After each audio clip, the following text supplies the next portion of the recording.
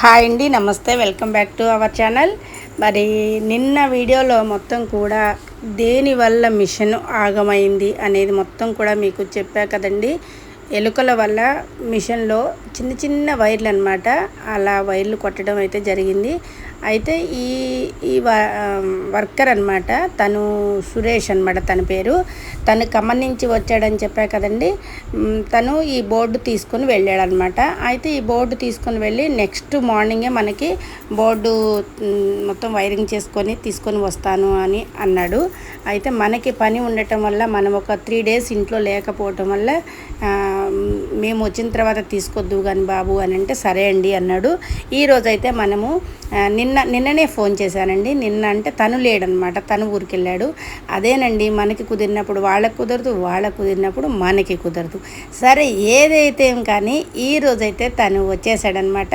Morning 10:30 కల్లా మన ఇంట్లో ఉన్నాడు. అంటే వాళ్ళు వర్కింగ్ చేసే టైం అనమాట. అప్పటి నుంచి వాళ్ళు ఎక్కడ వాషింగ్ మిషన్ బాగోకపోయినా కానీ వాళ్ళు వెళ్ళిన ఇళ్ళకి చక్కగా ఒక్కొక్క ఇంటికి వెళ్తూ అలా మిషన్ అనేది బాగు చేస్తారు. ఈ మన ఇంట్లో మిషన్ బాగా అయిన తర్వాత వైరా కూడా వెళ్ళి వాషింగ్ మిషన్ అయితే బాగు చేయాలటండి. తనైతే తన వర్క్ చేస్తూ ఉంటే నేను అక్కడే ఉండి అబ్జర్వ్ చేస్తూ ఉన్నాను అనమాట.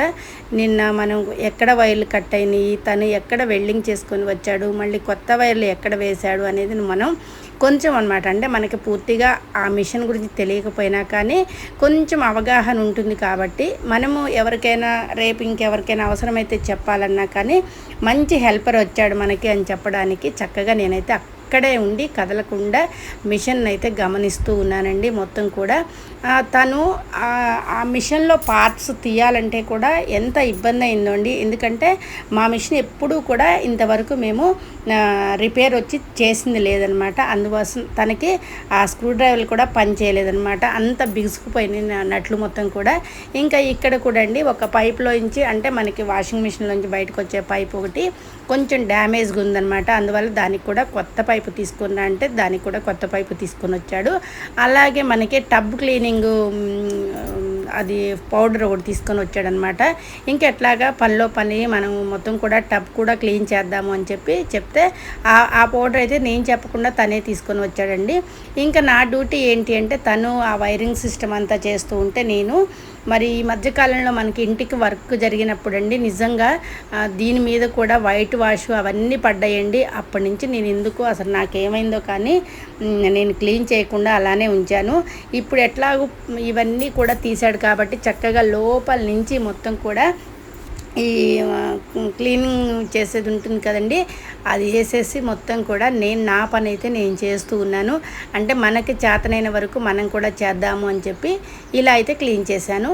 ఇంకా తను మొత్తానికైతే ఇంకా అన్నీ తీసినవన్నీ కూడా మళ్ళీ పెడుతూ ఉండాలన్నమాట ఎక్కడికక్కడికి. కానీ మనకి మొత్తం వాషింగ్ మిషన్ అంతా కూడా మనం కొత్త చూసినప్పుడు ఒకలాగా ఉందండి. నిజంగా ఇది ఒక్కొక్కటి పార్ట్స్ పీకేసి పక్కన పెడితే మాత్రం నిజంగా వాషింగ్ మిషన్ ఇట్లా చేస్తారా అని అనిపించింది. ప్రతి పార్ట్ కూడా అండి చిన్న చిన్న మొత్తం కూడా తీసేసి మళ్ళీ అన్నీ కూడా పెట్టాలన్నమాట. ఏ వస్తువు అంటే అందులో ఎక్కడ రిపేర్ ఉన్నా కానీ ఇలానే చేయాలట. ఇంకా నాకు ఇంకా అంతా అయిపోయిన తర్వాత ఇంకా ఉండి టైమరు చూసారు కదా, మనకి వాషింగ్ మిషన్ వాడే విధానం అంతా ఇట్లా ఉంటుందన్నమాట. ఇది ఒక్కరోజు రాకపోయేసరికి నాకైతే నిద్ర పట్టలేదండి నిజంగా. ఇప్పుడు దాదాపు ఇది ఇప్పుడు మంచిగా వచ్చింది కాబట్టి ఇంకా నాకు మనసంతా ప్రశాంతంగా ఉంది. చూసారు కదండి మా వీడియో నచ్చాలని చెప్పి మనస్ఫూర్తిగా కోరుకుంటున్నాను. థ్యాంక్ యూ అండి. ఏదైనా వస్తువు ఆగమైతే చాలా బాధగా అనిపిస్తుంది, అది రెడీ అయిన తర్వాత చాలా సంతోషంగా ఉంటుంది.